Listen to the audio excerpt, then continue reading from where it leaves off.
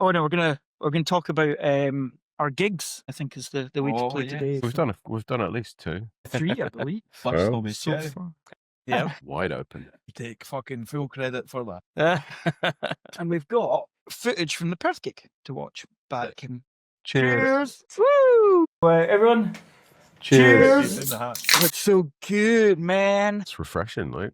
This is really light. Mm-hmm. Golden Frank.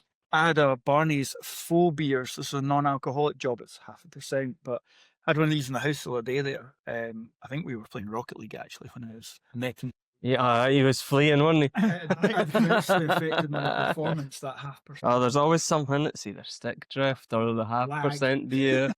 Beer, like, for me, usually doesn't do me any favours. Like, it's really bubbly as well, and this just isn't that. It's not flat. That's not like, flat. I'm actually really enjoying this. What you got? I have sherbet, which is a nice wee sour pale. Orange sherbet. Some orange sherbet. Austin, that's good. Really light, nice and hoppy. Also, with this, the whole thing with sour beers, sometimes you're a bit like, but no, this is... A bit like what? Just so we've got that. What's more Your tonsils are in your nostrils. Try and remember, this is us when we're not on stage. It took us a year and a half to get to this point, didn't it? Sold out show. Sold out. I love that bit, just where you're pointing. I wasn't pointing at the audience. There's a certain member. Should any names? Yeah. Behave yourself. Behave yourself. Walking on stage to the Terminator 2 soundtrack. Yeah. Can it be that? Thing is, Shouldn't have walked onto the I think the one thing we discussed from this part of it was a minute is a long ass time, and that's how long the intro is a minute. It's a long time when we all walk on stage at the same time and realise we've got nothing to do for 40 I did wonder why everyone was like walking out. I was just like, Our potential new intro is 2 minutes. Exactly.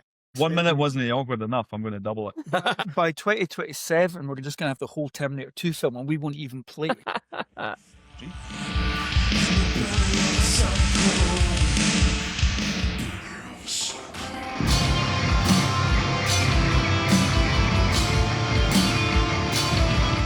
I love this bit. In the back? Sorry. This bit of the set, like this. Just like a hello, we're fucking here. Yeah, bam, and away it goes. I love this song. Can't wait to release it. Yeah. It's funny, this song's like just came together really fast from what I remember. And I think we like rehearsed it 3 times. Like, yep, that's it. Fucking smashed it first take in the practice room, mate. Yeah. I remember talking to the light engineer before we went out as well, and she was all like, is there anything that you want or can do? I'm like, go mental. However, we'd like to walk out to red lights because of the Terminator thing, the whole eyeball Terminator thing. And she did an absolute blinder for it. But it was a great setup for a very early gig as well. To have like this studio at the theatre. What was it they said? You've got an hour and a half for sound check. Playing a set 15 times. I'm like, is this what it is normally like? Do we get this every? Fucking shut up. Rookie boy, wait for reality when we play next month. Well, that's what the Glasgow one was like, to be fair. But I did find it weird. This is a seated gig, though, from an audience point of view. Like, we're not a light band. I know some of our songs are a bit lighter. We're definitely a standy up band, and maybe not jump around, but certainly move a little bit. I think you can see people stuck to their chairs a little bit, going, "What do I do?" You know. But what an audience! Yeah, they were good. Congrats to the audience. What's that? Everyone was pumped. It was a great night because it was 3 local bands with a lot of good friends. For 2 of the bands, a lot of history, and well, for yourself and yeah, you guys actually timers over there. Bloody just like a high school reunion for me. Aye, right enough. Andy from Wolves and Sean from Visha grew up together, got into music kind of like the same kind of time and stuff, and they were like my older brothers in the music world, just going to all their gigs all the time. It was almost like a sort of 20 years ago Perth music scene royalty in the crowd. What I found quite funny about this was the microphone, he asked you to turn it down on our side so he could turn it up at his end, but it meant I wasn't getting a feed of your audio in my ears anymore. You lucky sod.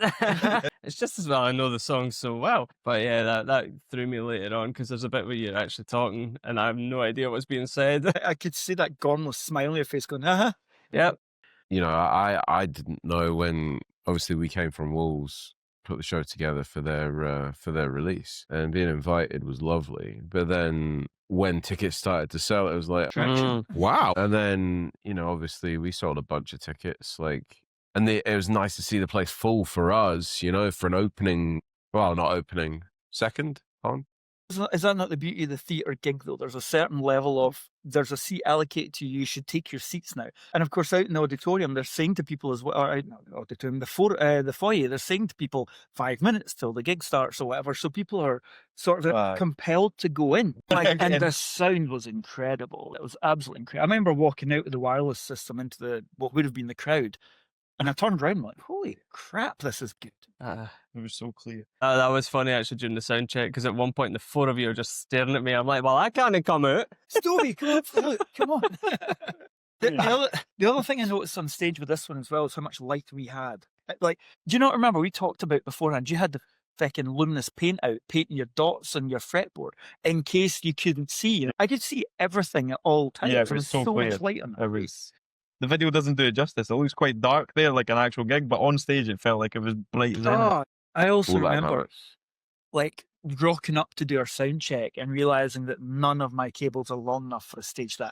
And poor Adam, like the sound tech at Perth Theatre, good job, son. Every 2 minutes I'm like, Adam, got a kettle lead that's maybe about 8 meters longer than the one I have. This bit's Adam. funny. This bit's funny. Like when he's talking away and then he gets the warning in his ear. Is that later? Yeah. We'll save it for later. I'm going to tell a story. Oh shit, our next song's coming on. Anyway, moving on. Finally get a break. We played a couple of songs, and then it's time to go into the next song. And it's like, I've got a few seconds here. I'm just gonna like chat some shiz, and then it's like, beep, boop, boop, boop, boop, We're boop, off boop, again. boop. Song in my ear. We should change that in the setup to go, Liam, shut up. I do like the audio set list though, where it's like days like this in your ear and you know what's coming next. But what's quite funny about that as well is that I think that's part of what the upgrading our systems gave us was I could actually hear what was in my ears now, and I could let it rip a bit more, because for months, probably longer, you guys were like, you're too timid behind that kit. You're not hitting it hard enough. Back because you couldn't hear. I couldn't hear, no. Although, like props to the Behringer XR? Matt Berry.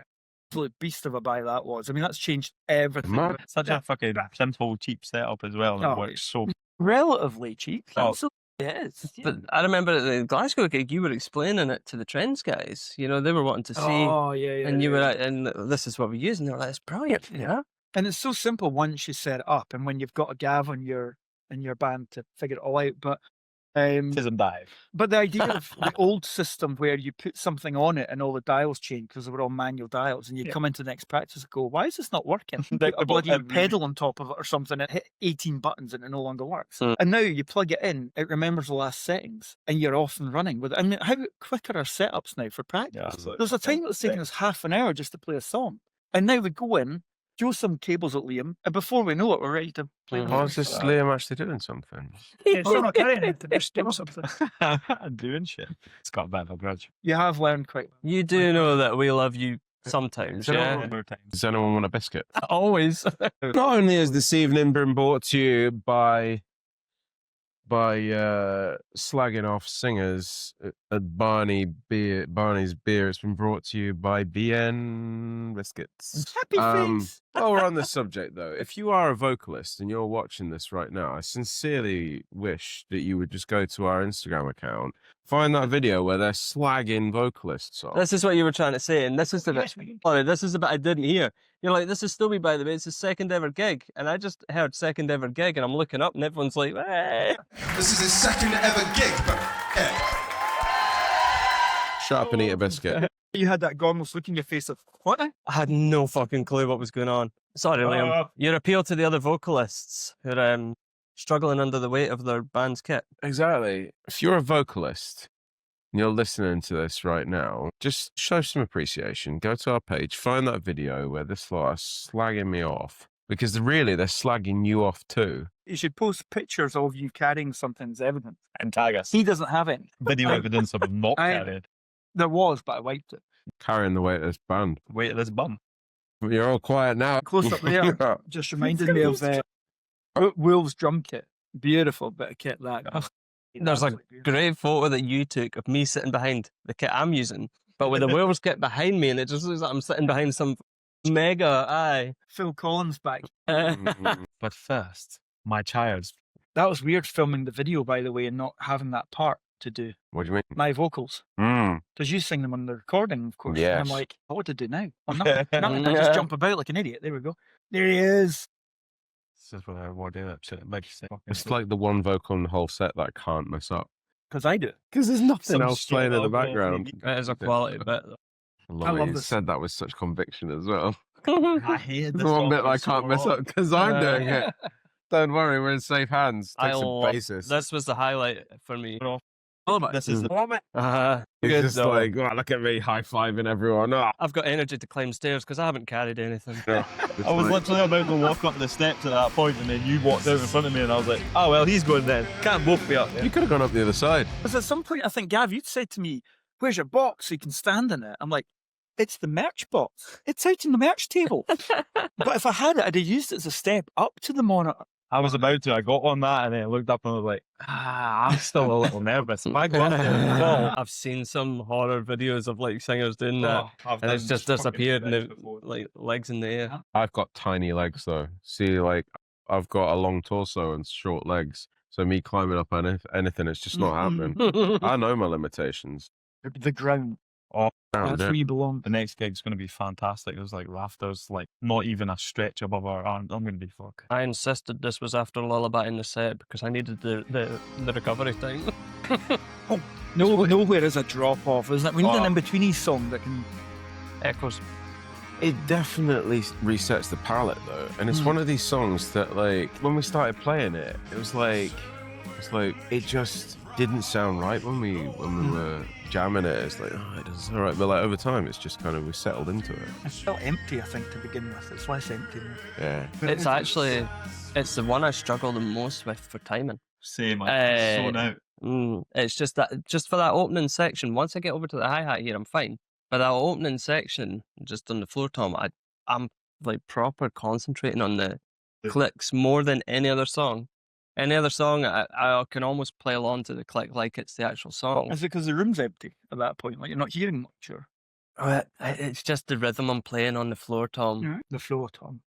So it's the floor. That's the one on the floor, yeah. For me, I play the same 4 chords for the entire song. And so, like, my brain switches off because I don't need to think what I'm doing. Yeah. And then I start to, like, not hear the click. And I'm like, wake up, what are you doing?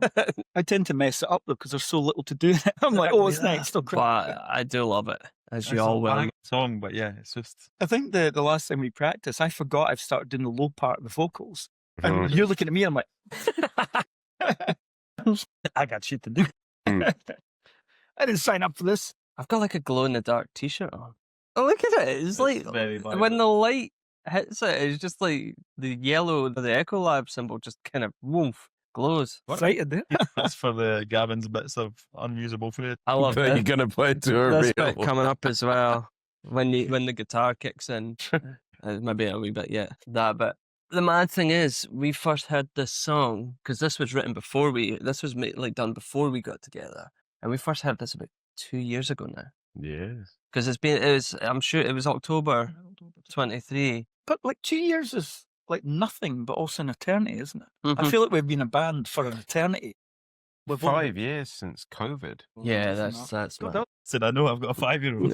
Can't The truth. handle the Yeah. truth. Holy shit, that was a small set. Yeah.